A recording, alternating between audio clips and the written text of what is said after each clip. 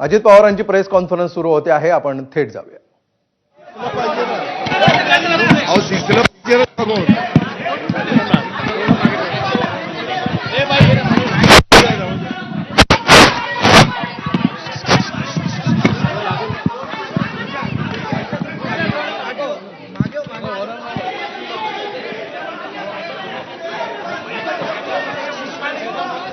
सर्व पत्रकार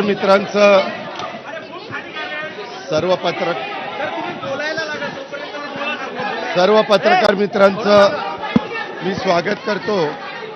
काल मी आपल्याला सगळ्यांना संध्याकाळी सांगितलेलं होतं की मी ज्यावेळेस सोमवारपासून प्रांताध्यक्ष सुनील तटकरे साहेबांनी सोमवार ते शुक्रवार स्थानिक स्वराज्य संस्थांच्या ज्या निवडणुका लागलेल्या आहेत त्या निवडणुकीच्या निमित्तानं आढावा बैठका संपूर्ण राज्यातल्या वेगवेगळ्या जिल्ह्यांच्या ठेवलेल्या होत्या आणि त्याचा शेवट आज आम्ही करणार होतो.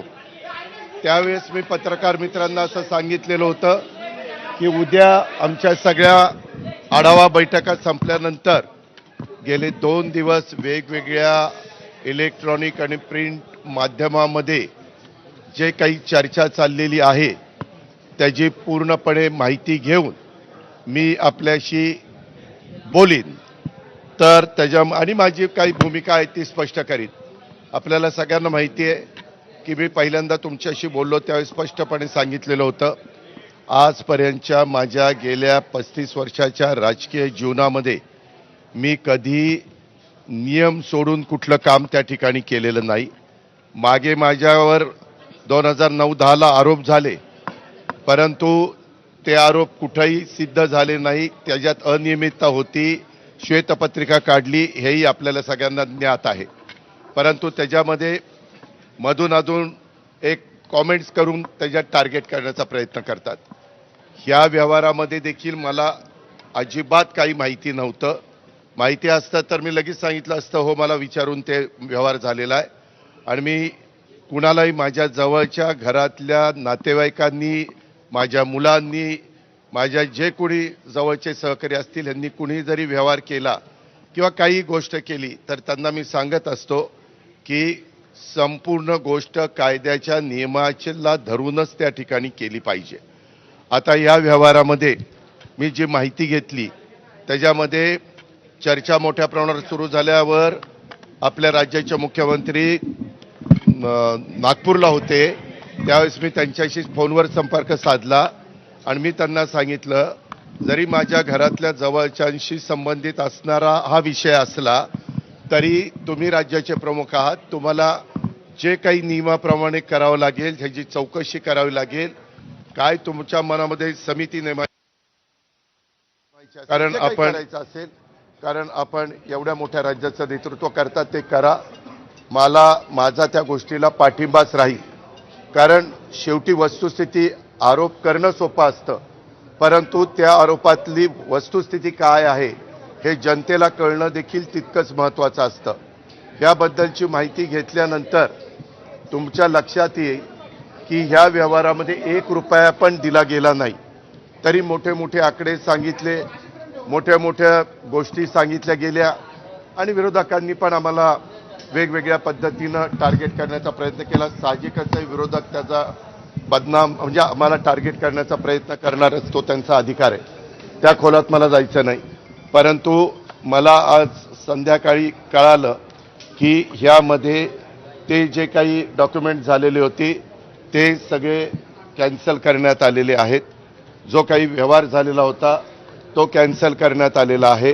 दुसरी गोष्ट, ह्या राज्याचे ॲडिशनल चीफ सेक्रेटरी रेव्हेन्यू यांच्या अध्यक्षतेखाली काही विभागीय आयुक्त आणि काही वेगवेगळे मान्यवर यांची समिती आजच काहीतरी जाहीर करण्यात आलेली विभागीय आयुक्त पुणे, अप्पर मुख्य सचिव महसूल मुद्रांक नोंदणी, जमाबंदी आयुक्त आणि संचालक भूमी अभिलेख, नोंदणी महानिरीक्षक व मुद्रांक नियंत्रक पुणे, जिल्हाधिकारी पुणे आणि सहसचिव मुद्रांक महसूल व वन विभाग आणि त्यांना ह्या संदर्भामध्ये ह्या सगळ्याची चौकशी करून हे साधारण 1 महिन्याच्या आत हा अहवाल सादर करावा अशा पद्धतीनं सूचना केलेल्या आहेत की मौजे मुंढवा तालुका पुणे शहर जिल्हा पुणे येथील सर्वे नंबर 88 मधील जमीन खरेदीच्या दस्तामध्ये झालेल्या अनियमिततेबाबत चौकशीसाठी चौकशी समिती नियुक्त केलेली आहे. तिनं पण पारदर्शकपणे काम करावं. साहजिकच आहे, राज्यातल्या प्रमुखांनी सांगितल्यावर त्यांचं कामच आहे. आणि हे अधिकारी जर तुम्ही बघितले तर विकास खारगेंचं गेले अनेक वर्षाचं काम एक स्वच्छ अधिकारी म्हणून त्यांची प्रशासनामध्ये प्रतिमा आहे आणि बाकीच्याही अधिकाऱ्यांची तशाच प्रकारची प्रतिमा आहे. मला आपल्याला ह्या निमित्तानं एक गोष्ट सांगायची, मी राज्याचा उपमुख्यमंत्री असल्यामुळं माझ्या कुठल्याही अधिकाऱ्यांना सगळ्या संबंधित क्लास 1 क्लास 2 IAS IPS या सगळ्या अधिकाऱ्यांना मला सूचना करायची की इथून पुढं देखील कुठल्याही प्रकारचं प्रकरण जर तुमच्या पुढं आलं तर ते नियमाला धरून नसेल तर अजिबात कुठलाही प्रेशर खाली न येता सरळ त्याला काट मारायची.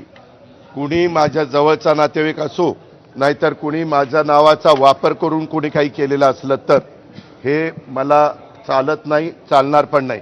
पण एक गोष्ट झाली, हे 2 दिवस तुम्ही सगळ्या मीडियाने ह्या सगळ्या गोष्टी चालवल्या कारण ती माहिती तुम्हाला मिळालेली होती. शेवटी मीडियाचं कामच आहे काय आहे ते तुमच्या लक्षात येईल ते दाखवणं.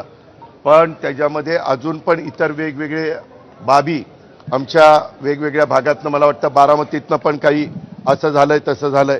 माझं म्हणणं की ज्यांच्याकडं याबद्दलचे चुकीच्या गोष्टी झालेल्या असतील त्या सर्व बाबींची चौकशी संबंधित अधिकाऱ्यांनी करावी.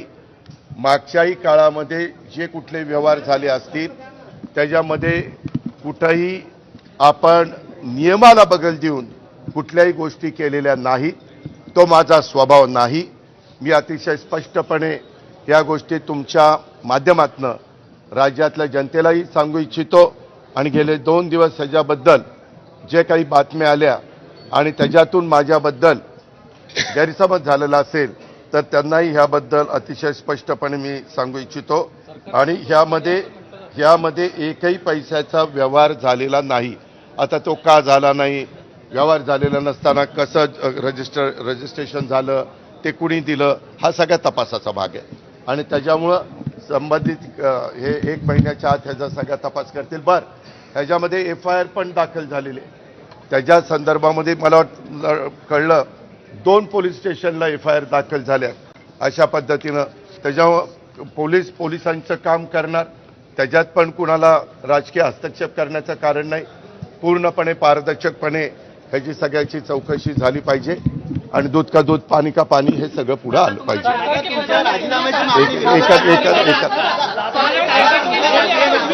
एकाने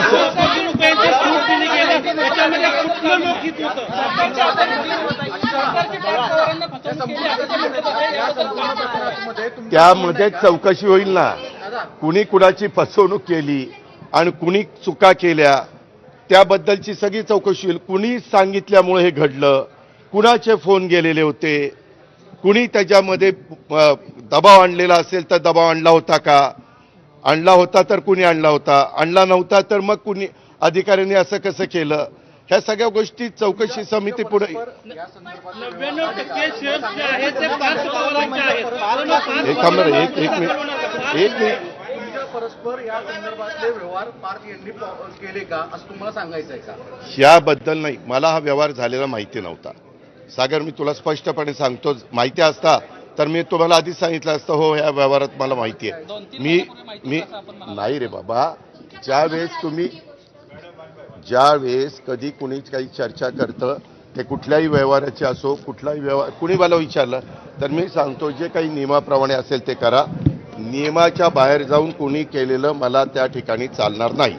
मी आज दुपारी माझ्या ऑफिसच्या प्रत्येक अधिकारी जे आहेत त्यांनाही विचारलं की तुम्ही DCM ऑफिसमधनं कुणाला फोन करून दबाव आणला का. कुणीही त्याचा दबाव आणलेला नाही. ह्या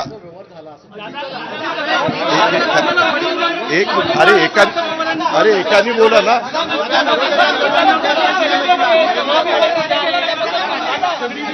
अरे अरे बाबा, मी उत्तर द्यायला तयार आहे, तुम्ही शांत बसा ना. जमिनीचे व्यवहार रद्द झाल्याचं तुमचं सांगणं आहे. म्हणजे नेमकं काय झालं? नाही, ते जे काही रजिस्ट्रेशन होतं ते कॅन्सल करण्यात आलेलं आहे. त्याच्यामध्ये आता ते रजिस्टर ऑफिसला काय तिथं सादर केलं मला एवढीच माहिती मिळाली. ते सगळं रद्द करण्यात आलेलं आहे. आता त्याच्याबद्दलचं काय कागदपत्र दिली, कारण मी त्यांना तर इथं येऊन आतापर्यंत आम्ही सगळेजण तो आढावा घेत होतो, परंतु मला एवढी न्यूज कळालेली आहे की तिथं नोंदणी कार्यालयामध्ये जाऊन हे सगळं झालेले डॉक्युमेंट्स रद्द करण्याच्या संदर्भामध्ये ॲफिडेव्हिट का काहीतरी. अरे ऐका ना,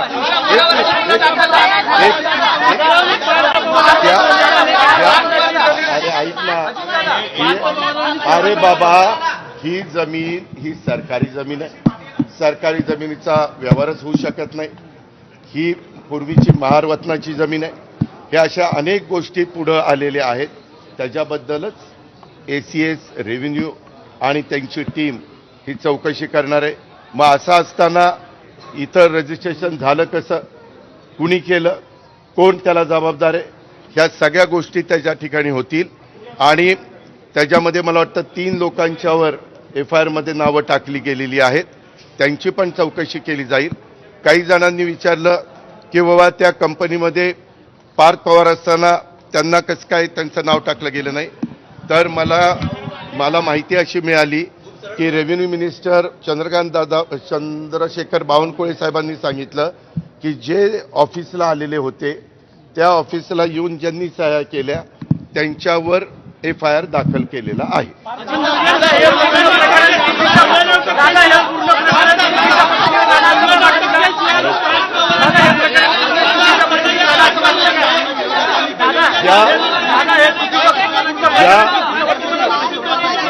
याबद्दलची कुठली माहिती ही इत्थंभूत सगळी की काय आहे कसं आहे, कारण काही जणांनी ह्या जमिनीचा 2005ला का 6ला काही पैसे देऊन व्यवहार केलेला होता.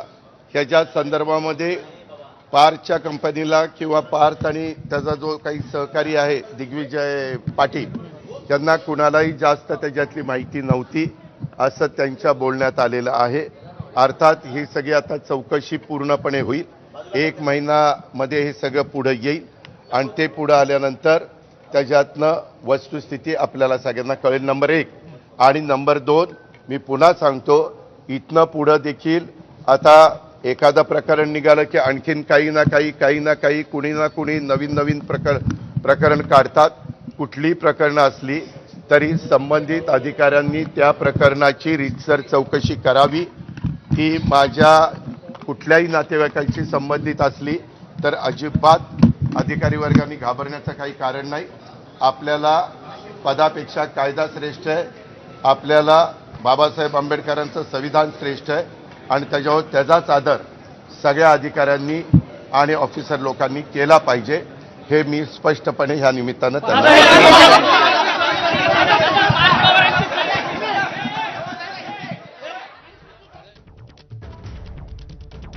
तर अजित पवारांनी काही गोष्टी माध्यमांसमोर येऊन स्पष्ट केलेल्या आहेत. या जमीन व्यवहारामध्ये एकही रुपया देण्यात आलेला नाही, हा पहिला मुद्दा त्यांनी मांडलाय. हा व्यवहार रद्द करण्यात आलेला आहे, त्याची प्रक्रिया देखील होते आहे हे देखील त्यांनी सांगितलेलं आहे.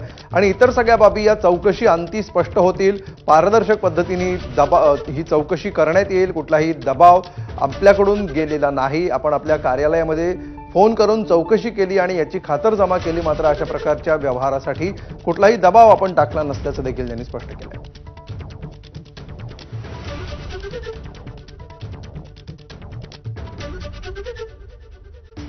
जाहीर करण्यात